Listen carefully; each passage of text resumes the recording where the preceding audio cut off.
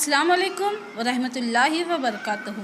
आज हम इस वीडियो में डॉक्टर सर मोहम्मद अल्लामा इकबाल की लिखी हुई नज़म परिंदे की फ़रियाद का मुताला करेंगे। इस नज़म में अल्लामा इकबाल परिंदे की ज़ुबान से उसकी फ़रियाद को बयान किया है। आता है याद मुझको गुज़रा हुआ ज़माना, आता है याद मुझको गुज़रा हुआ ज़माना, वो बाग की बहारें वो सबका चहचहाना, आज़ादियाँ कहाँ वो अब अपने घोंसले की, अपनी खुशी से जाना अपनी खुशी से आना। इस शेर में डॉक्टर सर मोहम्मद अल्लामा इकबाल कुछ इस तरह फरमाते हैं कि आज़ादी ख्वाह इंसान को ख्वाह परिंदे के लिए एक नेमत से कम नहीं, ग़ुलामी तो एक लानत है। इस मौजू पर अल्लामा इकबाल ने एक परिंदे के मुकालमे को इन अशार में पेश किया है।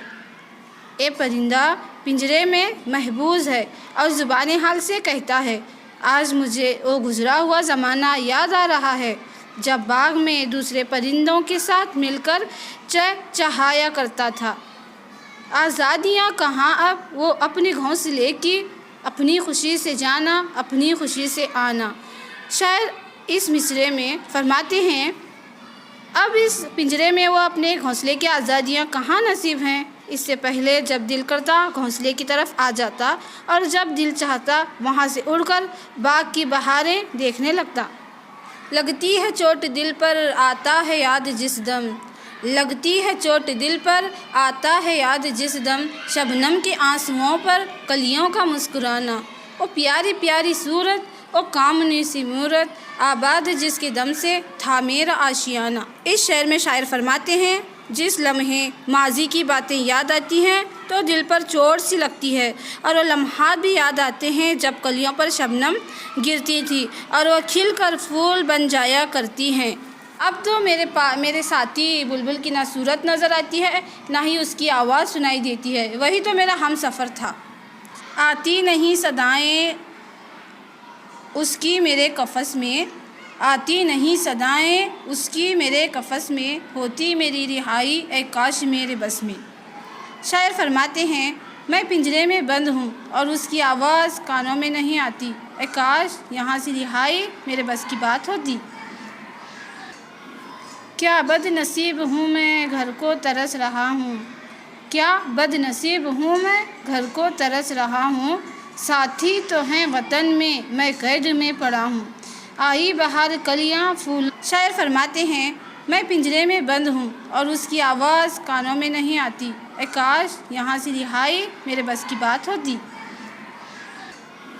क्या बदनसीब हूँ मैं घर को तरस रहा हूँ, क्या बदनसीब हूँ मैं घर को तरस रहा हूँ, साथी तो हैं वतन में मैं कैद में पड़ा हूँ, आई बहार कलियाँ फूलों की हंस रही हैं, मैं इस अंधेरे घर में किस्मत को रो रहा हूँ। शायर इस शेर में इस तरह बयान किया है, मैं किसी कदर बदनसीब हूँ, मैं अपने घोंसले के लिए तड़प रहा हूँ। मेरे सारे साथी दूसरे परिंदे तो वतन यानी बाग में आज़ादाना उड़ फिर रहे हैं, जबकि मैं यहाँ पिंजरे की कैद में पड़ा हूँ। मौसम बहार का आगाज़ हो गया जिसकी वजह से फूलों की कलियां हंस यानी खिल रही हैं, जबकि मैं इस अंधेरे घर में पिंजरे में कैद में पड़ा अपनी किस्मत को रो रहा, मुझे अपनी बदनसीबी बड़ा दुख हो रहा है। इस कैद का इलाही दुखड़ा किसे सुनाऊं, इस कैद का इलाही दुखड़ा किसे सुनाऊं, डर है यहीं कफ़स में मैं गम से मर न जाऊं। या इलाही, मैं जो इस कैद में पड़ा हूँ इसका दुखड़ा किसे सुनाऊँ, कोई मेरी फरियाद सुनने को तैयार नहीं है। मुझे ये डर है कि कहीं इस गम के हाथों में इस पिंजरे में ही मर न जाऊँ।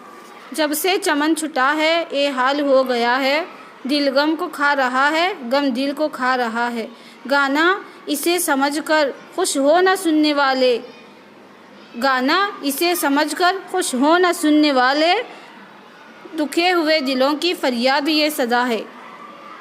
शायर फरमाते हैं, जब से मैं पिंजरे में कैद और अपने बाग से दूर हुआ हूँ, मेरी ये हालत हो गई है कि मेरा दिल गम को खा रहा है और गम दिल को खा रहा है, यानी मेरा दिल गमों में डूबा हुआ है।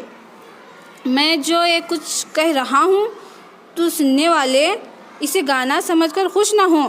میری صدا تو دکھے ہوئے غم زدہ مصیبت کے مارے کی فریاد ہے۔ خدا نہ کرے کوئی اس طرح کسی کی قید میں آئے۔